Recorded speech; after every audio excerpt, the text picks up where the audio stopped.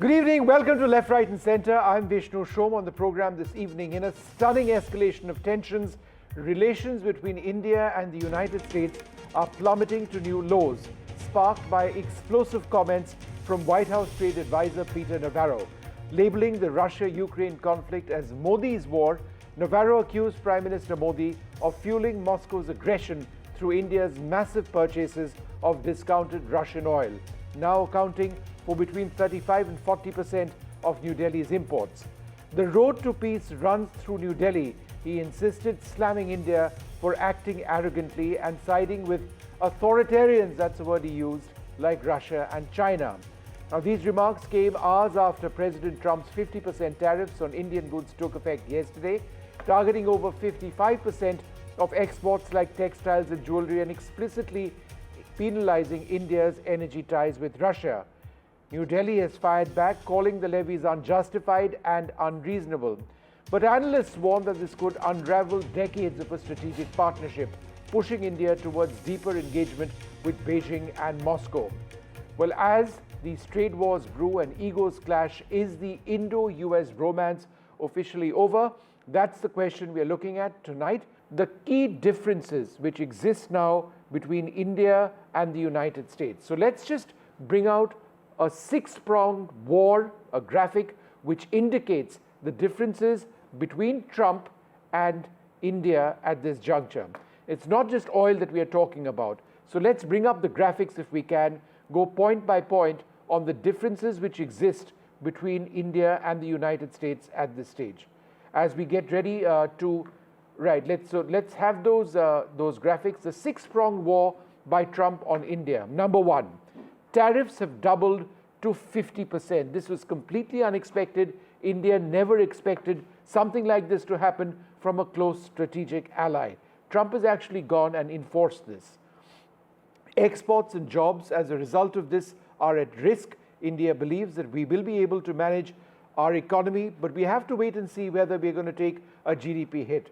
Number two, another area which affects Indians negatively, H-1B visas. Team Trump has called H-1B a scam, making it absolutely clear that the future of H-1B itself, in the manner that it exists now, is problematic. Remember, a lot of Indians have gone to America, settled down successfully on H-1B visas, but with stricter rules coming, the great American dream appears to be fading. Students used to go from India to the United States, hope for an H-1B visa, but with stricter rules coming, that appears that dream is all but gone.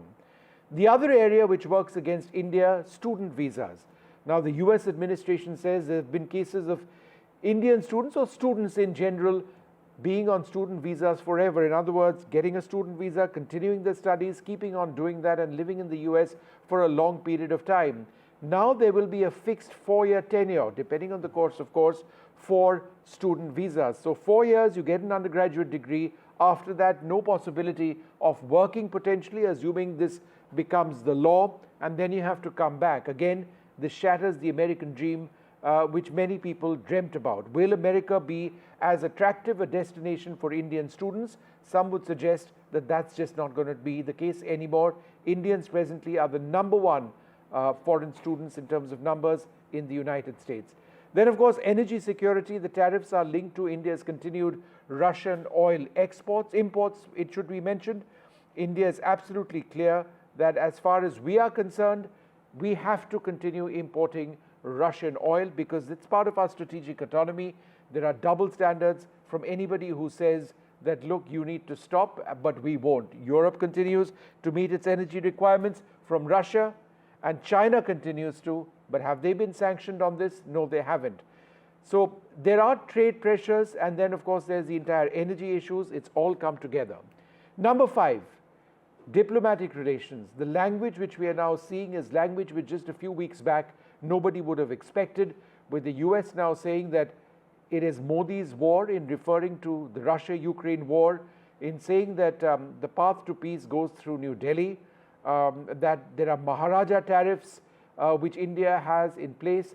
This is stuff that India never expected. So the language perhaps goes a long way in indicating that trust has been damaged. And finally, number six, on what the problems are. Op Sindoor itself, Trump claims he ended the war.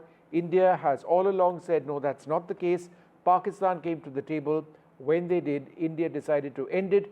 Trump said he brought both leaders or both countries together and ended the war.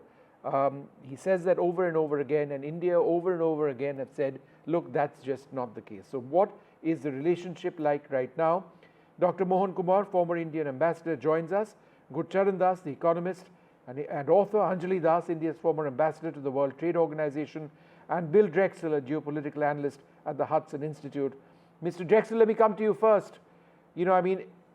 I think a couple of days back, all of us who have observed the relationship between India and the US were playing down the differences, saying that, look, it's just a matter of time, it'll right itself and it'll get fixed.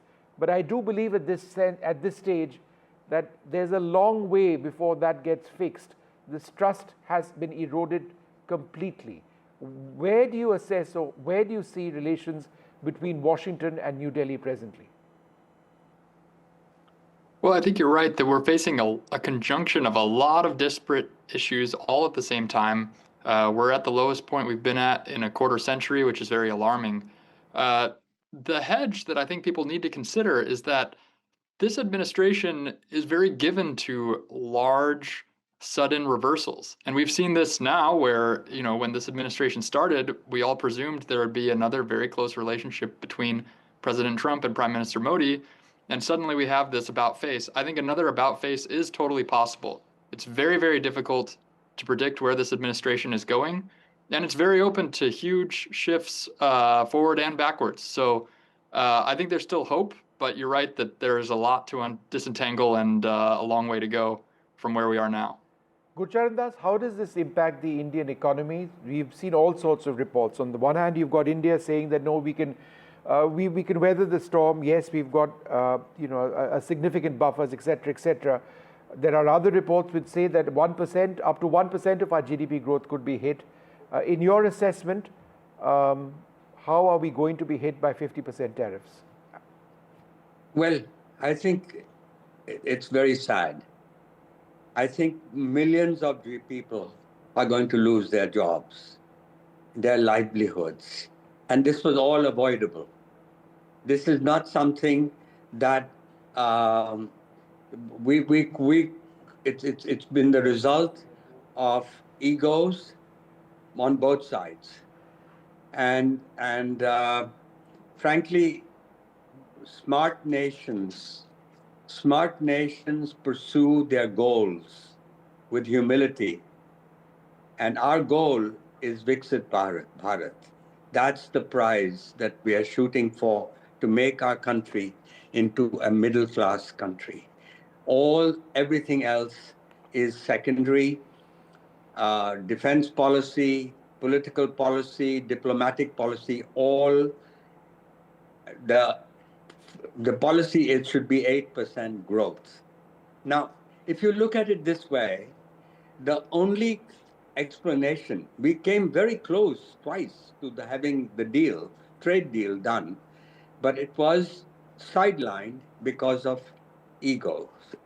And, if, for example, if in this situation of the Indo-Pakistan war and Mr. Trump's desire to win the Nobel Peace Prize and his desire to say that, look, I had a role to play in the peace, I would say that we had achieved our objective by then. The war had stopped. We had taught Pakistan a lesson. So who cares? If Mr. Trump wants some credit, we should at least keep quiet. But each time you denied it, and by denying it, what you did was in effect call him a liar. And he has not forgotten that. Yeah, so but they were responding, sir, to what was said in Parliament. So there's the entire domestic political constituency that needs to be addressed as well. But sir, just give me a moment. Let me go across to Anjali Prasad.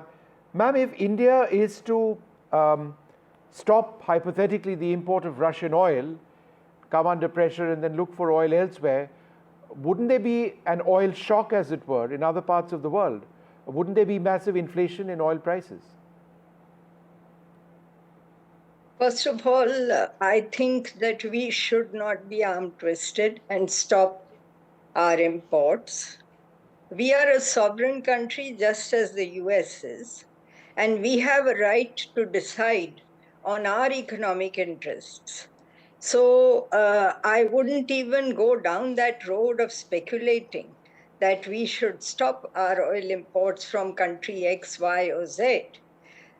As you said in the beginning, what about the US? Why don't they stop their imports of various uranium, hexafluoride, and palladium, etc., that they are importing from Russia? So let them stop all that, and then we will talk about stopping oil imports. I think this is going beyond economics now, the kind of statements that are being made. And the question of being a tariff Maharaja and then Modi's war, I think these are certainly not, as you said, expected from officials at such high levels about the leader of another sovereign country. Dr. Mohan Kumar, therefore, is the relationship with Trump at this stage only transactional? You stop your Russian oil imports because it works for me.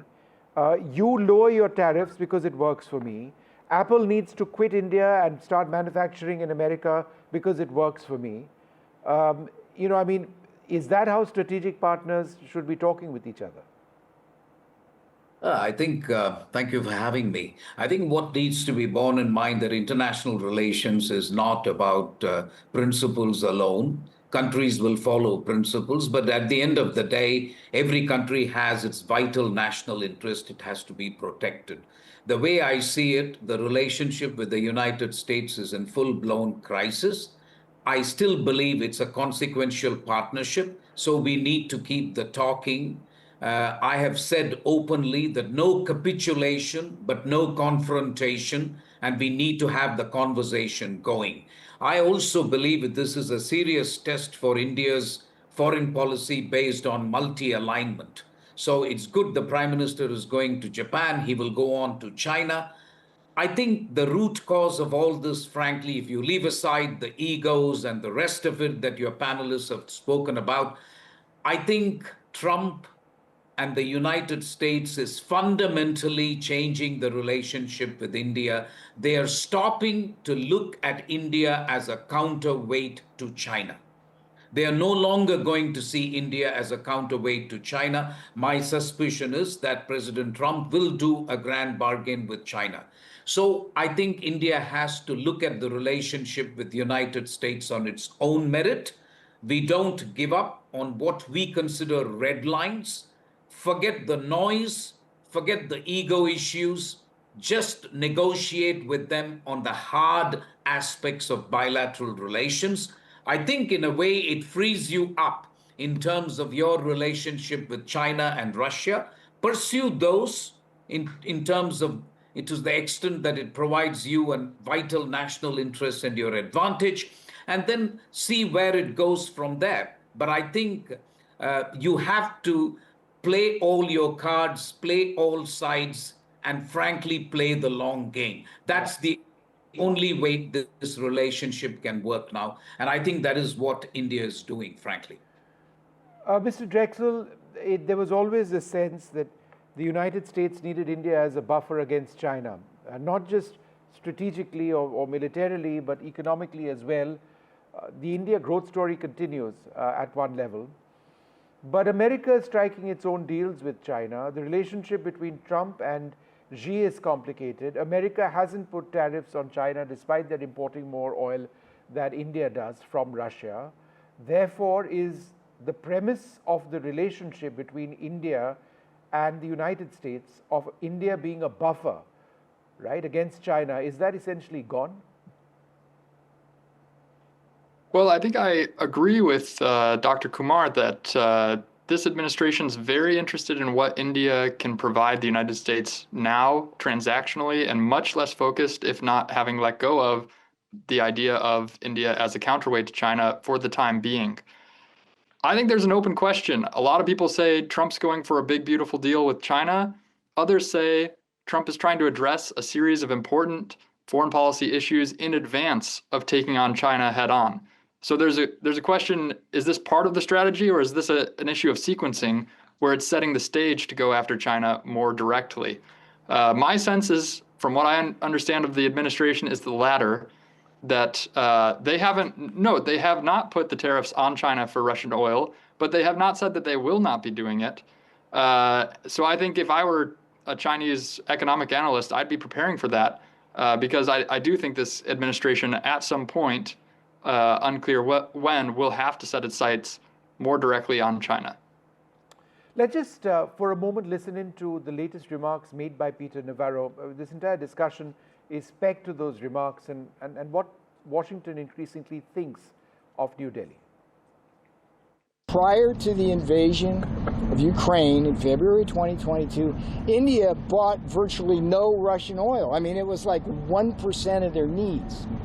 So the argument somehow now, as the percentage has gone up to like 30 and 35%, and then they make refined products, which they sell at premium prices into Europe, Africa, and Asia. It's strictly profiteering by the Indian refining industry, big oil. They have higher tariffs. There are Maharaja tariffs, higher non-tariff barriers. We run a massive trade deficit with them, so that hurts American workers, hurts American businesses. What's troubling to me, Joe, is that the Indians are so arrogant about this. They say, oh, we don't have higher tariffs. Oh, it's our sovereignty. We can buy oil from anyone we want. India, you're the biggest democracy in the world, okay? Act like one. Side with the democracies. You're getting in bed with the authoritarians.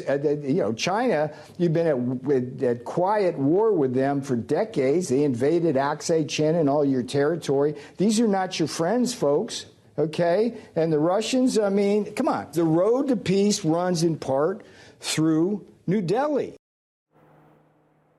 Mr. Das, when we began speaking, did you actually say that millions of jobs would go? Did you use the word millions? Did I hear you right? If sanctions happen in this way? Well, this is what I find unfortunate, that we have not taken the trouble to actually calculate the jobs.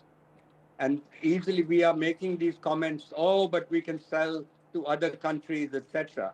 But it takes months, a year, to build customer trust. And it won't happen right away. And so I don't have a number to support the millions, but I can tell you the pain that this will, the avoidable pain that we put that way. But still, I would just say, I agree with a lot of things that have been said on this panel, where now from an economic point of view, why don't we just put our heads down and really make our country more competitive? That means to do the reforms that we have to do. And those are very clear, and I don't need to go to them in this show. And all I would say is one of the reforms was to bring down our own tariffs. And that we have actually, in the treaty negotiations with the U.S., I'm forgetting the farm portion of it, have actually signaled that we are ready to do. And so if we just focus on the reforms, become a competitive country, we will become more attractive to the rest of the world as well. And so use this crisis as a moment of adversity to march ahead and do what is the right thing to do. All right. All right. Well, let's see if that takes place. But I do believe in the next couple of days we're going to see another big twist with the Prime Minister meeting Xi Jinping. We are in a huge churn in the international order. If India and China do come out with something substantial by way of taking the relationship forward, then I think once again that premise of the Indo-U.S. strategic relationship may be challenged. It's all happening tremendously fast. But we're going to have to wait and see what happens in the next few days. out of time. On this, I'd like to thank you all very much for being with us. We're out of time on Left, Right, and Center. From all of us here, good night.